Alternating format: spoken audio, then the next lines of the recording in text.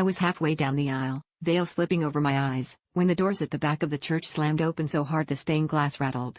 Every head snapped back, mine included, and there she was, in a tight red dress stretched over a belly that could only mean one thing. His ex.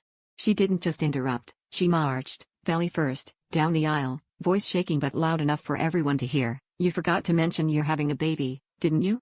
The words hit me like a slap, and suddenly the whispers from his friends, the late-night calls he'd insist were just work, every weird glance from his mother, they all clicked into place. He froze at the altar, face turning a shade I'd never seen, and the priest started praying under his breath. I wanted to scream, to throw my bouquet or my ring or maybe both, but I just stood there, locked in a staring contest with the woman who, until 2 seconds ago, was just a ghost in his stories. She handed me a sonogram, her hands shaking so bad the paper fluttered to the floor. He didn't move. Not a word. Not a step. Just stood there, jaw clenched, while the entire church watched me unravel. I should have run. Instead, I walked up to him, eyes burning, and asked if it was true. He looked at me, then at her, and finally nodded. No apology, no explanation, just this stupid, guilty silence that felt worse than a confession. His mother started crying. My dad muttered something about always knowing he was a coward.